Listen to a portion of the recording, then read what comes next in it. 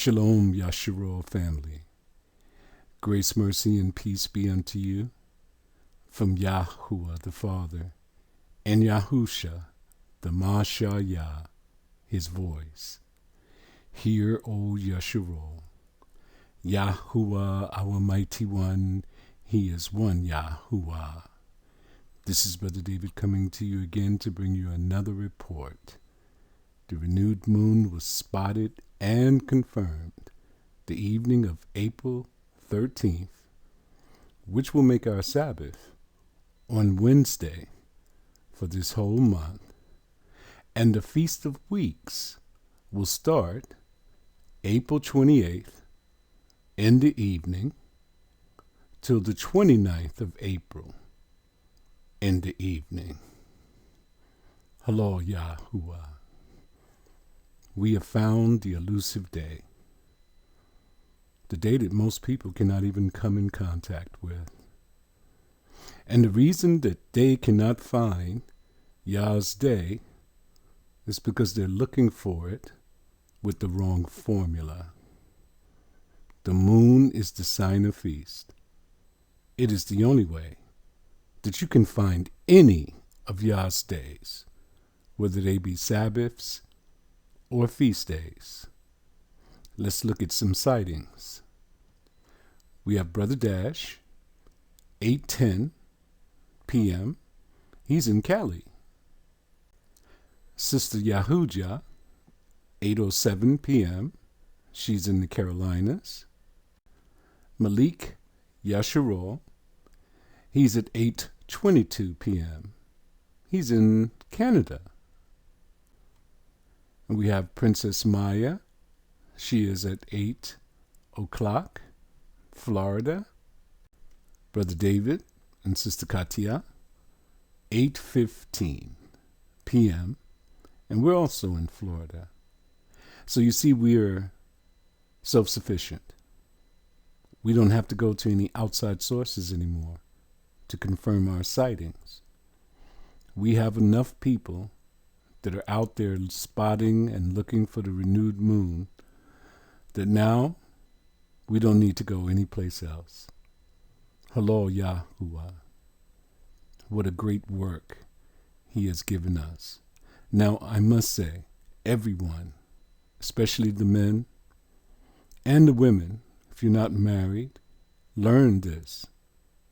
Go out and spot it every single month so that you can help your family.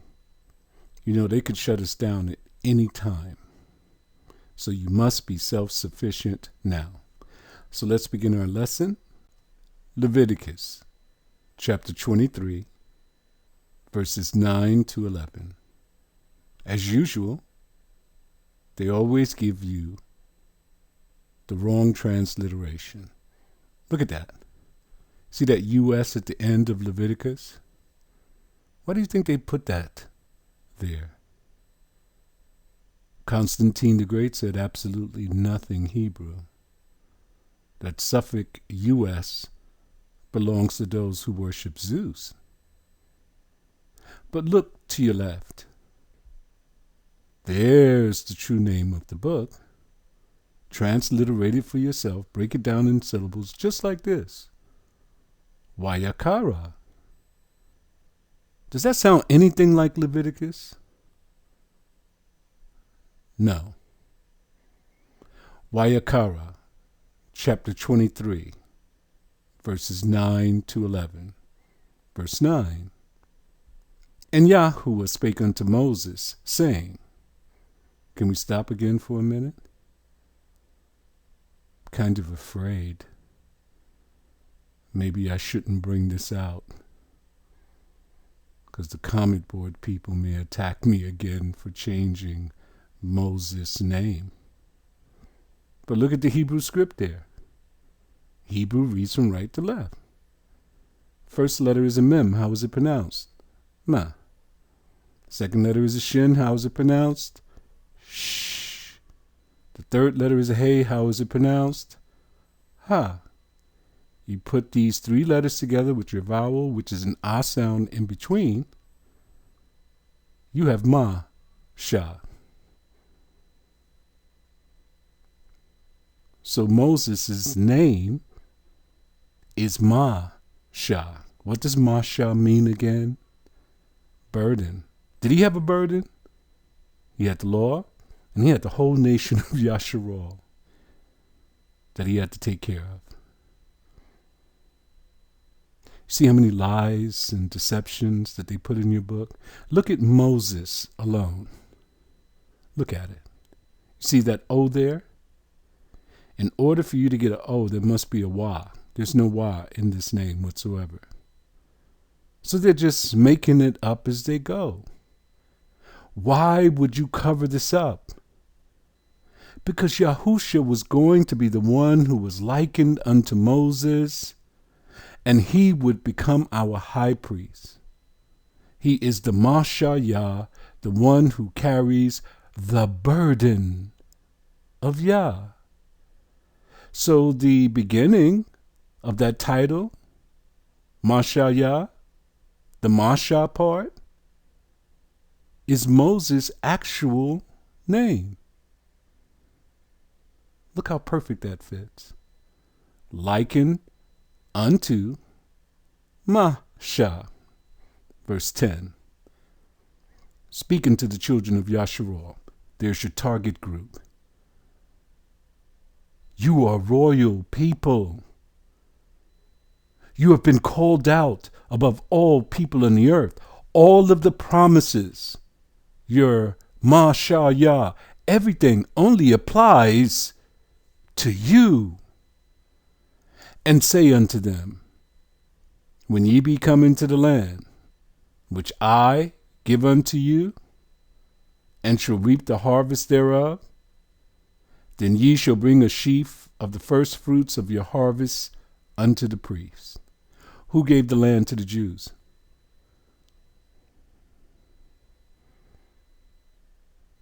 Wasn't Yahuwah, was it? Did you see the Mashayah come, gather them and bring them into the land? So something's wrong. Verse 11. And he shall wave the sheaf before Yahuwah to be accepted for you on the morrow. After the Sabbath, the priest shall wave it.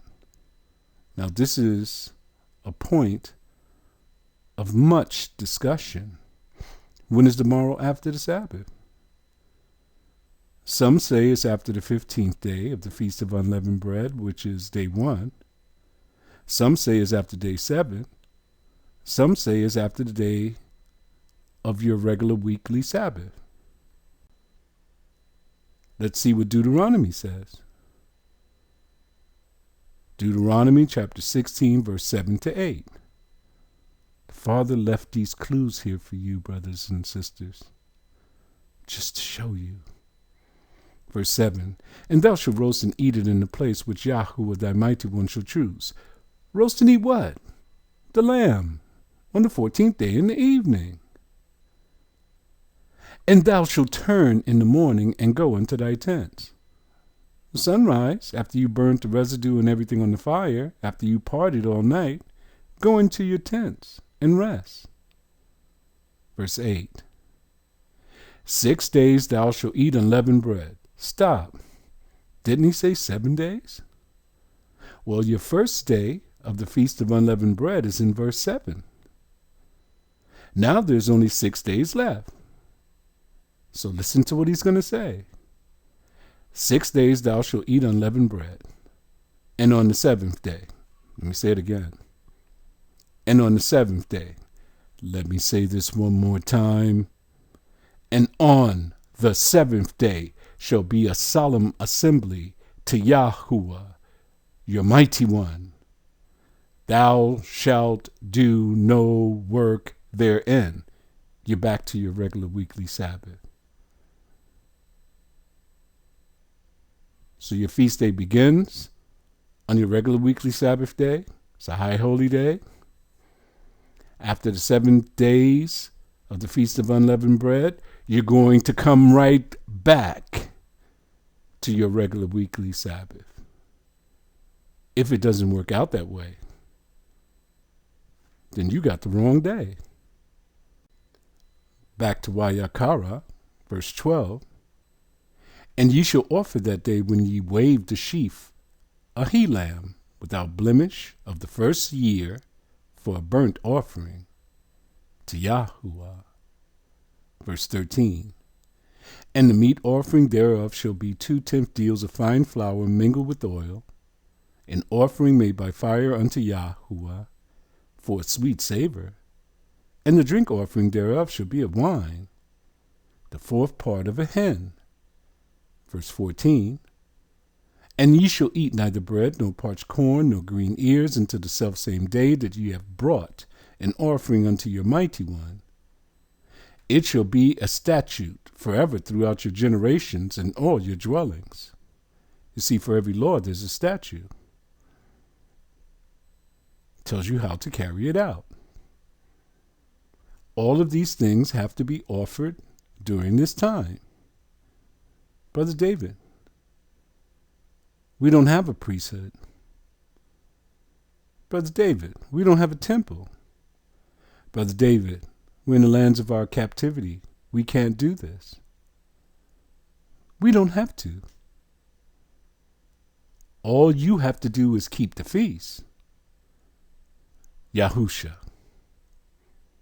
The Masha Yah. It's right now in heavenly realms, making continual intercession on your behalf. You see, the priesthood has been transferred because there's been an amendment to the law.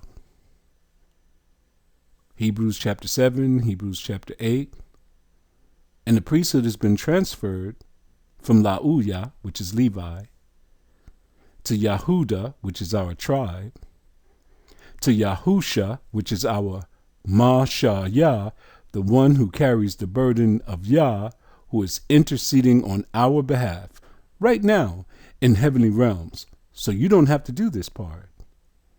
Our brother has all this covered. Verse 15. And ye shall count unto you from the morrow, after the Sabbath, from the day that ye brought the sheaf of the wave offering, 7 Sabbaths shall be complete. What are you going to count? You're going to count omers? No, you're not. It's all Jewish stuff. Nothing to do with the book. What are you counting? You're counting weeks. You're counting Sabbaths. You're counting days. Verse 16, even unto the morrow after the 7th Sabbath shall ye number 50 days, and ye shall offer a new meat offering unto Yahuwah. So after you count the 7 Sabbaths, you should have 49 days. And then the next day you add 1 day, 50 days. And then you are to bring a new offering, a meat offering unto Yahuwah. Do you do this? Yahusha, the Masha Yah. Got all of this taken care of in heavenly realms. Verse 17. Ye shall bring out of your habitations 2 wave loaves of 2/10 deals. They shall be of fine flour. They shall be baken with leaven. We can use leaven now when we bake these cakes. They are the first fruits unto Yahuwah. Verse 18. And ye shall offer with the bread 7 lambs without blemish of the first year, and 1 young bullock, and 2 rams. They shall be for a burnt offering unto Yahuwah, with their meat offering and their drink offerings, even an offering made by fire of sweet savor unto Yahuwah. Verse 19. Then ye shall sacrifice 1 kid of the goats for a sin offering, and 2 lambs of the first year for a sacrifice of peace offerings. Verse 20. And the priest shall wave them with the bread of the first fruits for a wave offering before Yahuwah with the 2 lambs. They shall be holy to Yahuwah for the priests. Who's doing all the work here? Is it you? No. You just bring these items. And the priest takes care of all the rest. In our case, because we're in the lands of our captivity, and the Mashal Yah said, till heaven and earth pass away, not one dot or tittle will pass from the Lord till all be fulfilled. He's carrying all of this out in the heavenly realms. What is your part? Keep the feast. Verse 21, and ye shall proclaim on the selfsame day, that it may be an holy convocation unto you, a gathering. Can you do that here? No. There's no temple here. But you can gather with your family and your friends in your house. Ye shall do no servile work therein. So you can bake, you can boil, you can kindle a fire, you are to prepare a feast, and you are to party. It shall be a statute forever in all your dwellings throughout your generations. That means even in the lands of our captivities, we have to carry it out. We already have our priests in the heavenly realms taking care of the rest. All we have to do is keep the feast. Verse 22, and when ye reap the harvest of your land, we're not in the land right now, but this is very revealing. Thou shalt not make clean riddance of the corners of thy field when thou reapest. Neither shalt thou gather any gleaning of thy harvest. Thou shalt leave them unto the poor and to the stranger. He signed his name. I am Yahuwah, your mighty one. Who's in the land?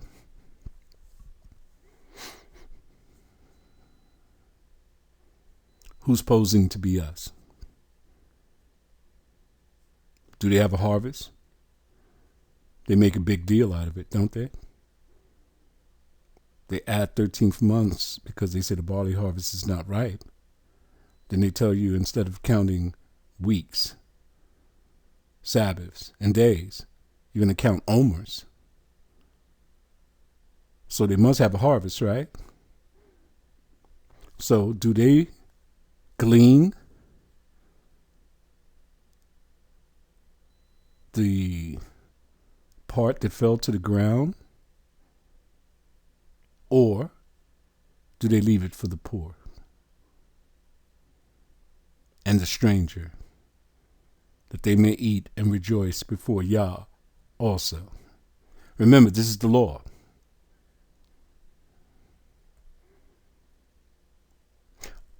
Who is the stranger that is connected to the Jews? They are called Palestinians. Can the Palestinian come into their fields after they've reaped their harvest and glean everything that's on the ground? I don't think so. I believe they might get shot. You see, the law reveals sin. The law reveals wickedness. The law reveals those who are perpetrating frauds. So now we come to the first month, and we're going to use Brother Kuya's calendar.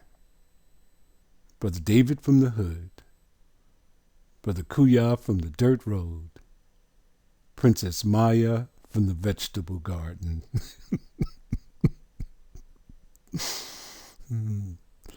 She's going to kill me. But nevertheless, demons know us. Do you know why? Because we are putting in work. So we're trying to identify when the starting point is for our count to the Feast of Weeks. Correct? Look on this calendar, identify day number 27 in yellow. It's Pope Gregory's calendar. Next to it, you'll see day 15. That's on Yah's calendar. Day 15 is our regular weekly Sabbath. Every month, the 15th day is our Sabbath day. That is the first day of the Feast of Unleavened Bread. Deuteronomy chapter 16 was left in the Bible for this time, brothers and sisters, for the awakening of Yah's people. It lets you know that his feast day, this one, starts on your weekly Sabbath. It's a high holy day. You do it for 7 days. And then the day after the 7th day of the Feast of Unleavened Bread, you would come right back to your regular weekly Sabbath. See how it works. In Deuteronomy chapter 16, verse 7, it told you that they were roasting their lamb on the fire. They were out there all night, eating, drinking, being merry. Then, when the morning came, they had to burn all the residue of the lamb on the fire and clean up their mess. When the sun rose, they were commanded, go back to your tents. What do you think they did? They went to sleep. They were preparing all day on the 14th. And then on the 14th in the evening, they were out there all night, straight up into the morning, eating, drinking, celebrating, being merry. Then they had to clean up. They went to sleep. Now go to day number 16. Remember, we're staying on Yah's calendar. Look on the bottom of day 16. You'll see a number 1. That's the beginning of your 6 working days. In Deuteronomy chapter 16, verse 8, it tells you 6 days must work be done. That's the same commandment that you find in Leviticus chapter 23. So you count your 6 working days. Look what day you come to. The 21st. The 1 and 20th day is also in the Bible. That would be the end of the Feast of Unleavened Bread. You were supposed to prepare a feast for 2 days because in that evening of the 21st, you go right back into your regular weekly Sabbath. What is the commandment? No work can be done. So you have to prepare your food from the 7th day of the Feast of Unleavened Bread. So the day after the Sabbath would be day number 23. Look at it. Look on the bottom. That'll be day number 1 of your working days. What were you supposed to do? Bring a sheaf to the priest and he was to wave it on your behalf, and then you can go and eat your parched corn and your bread. We only have 1 week left. Go all the way to the 29th. 1 week, 1 Sabbath left in the first month. Then the renewed moon came out on the 30th. You see it there? And New Moon's Day started a new month. Then we have to continue our count from there. Then you come to the second month. We had 4 more weeks in this month. Look, it'll be on Monday. So we had the 22nd of March, the 29th of March, the 5th of April, and the 12th of April.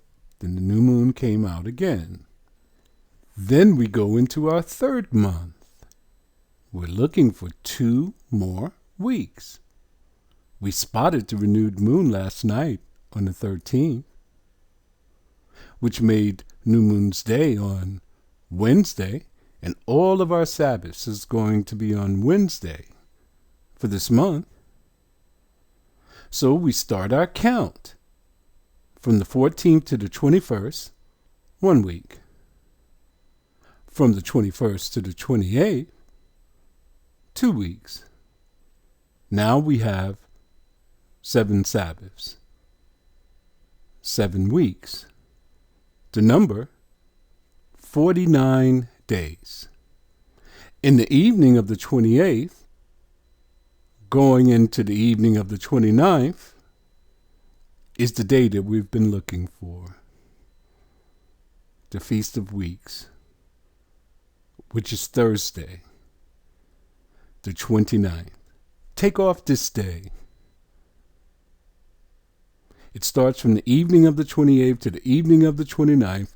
No servile work can be done, but you can bake, you can boil, you can kindle a fire. You are to prepare a feast, eat, drink, and be merry. Because this is the day that he poured out his Holy Spirit.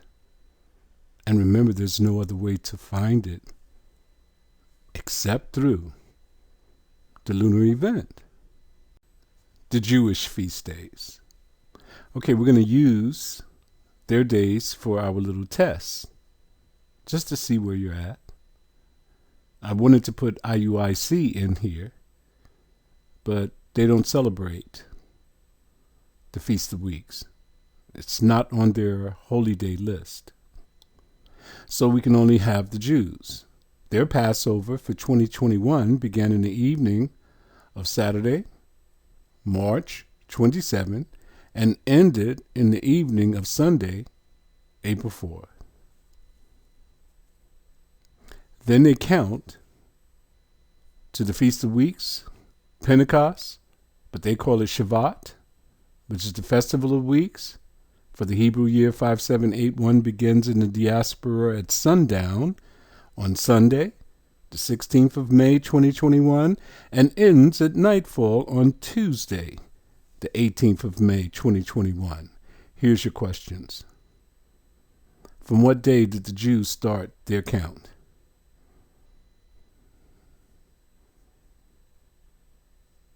You don't need to give me a long answer. And 2, what method of counting did they use? A, lunar, B, solar, C, Gregorian, D, none of the above. You choose. But this will give you a little better understanding of how to count. You have to teach and train yourself this.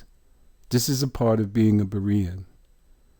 The most important things there is the Sabbaths and the feast days. You need to know the days. These are the set-apart days. These are Yah's days.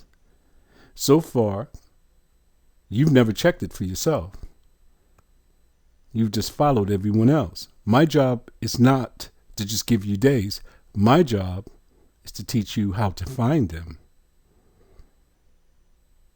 So this will help you to get a grasp on how to count the days. Because now you're going to have to really go in and study just to find out. Now, next year, the Jews, they're going to add another month. You know, a 13th month to the calendar, an additional month. I don't think they're going to say anything. They're just going to do it. They probably won't say anything about a barley harvest. They're just going to do it. If we make it that far. And the reason that they're doing it is to give you the illusion that they're on Yah's time. It's just an illusion. If you had a 13th month, did you change anything in the sky? No. You just changed it down here on paper. And you didn't even do that. Because even the Gregorian calendar keeps ticking right along. You just have to bypass one of the months. Now, how does that benefit you? If the Father did not leave a statute, a commandment for something this important, for you to add an additional month every 2 to 3 years, Should you do it? If the Bible tells you that you would go wrong by adding an additional month and you'll be following the feast of the Gentiles, should you do it? But if the Father tells you that if you keep my word, don't change, don't alter anything, just do what I say, and you follow him and did not alter, add a 13th month, but just stuck to the program, are you doing right? We're in the days that right is wrong and wrong is right. And our brothers and sisters are defending these additional months. But no one yet has showed me any place where Yah says to change. If he doesn't say change, then you don't change. And then when that day comes, you know what he's going to say? Well done, my good and faithful servant. Enjoy your feasts and enjoy your Sabbaths for this upcoming month. Shalom.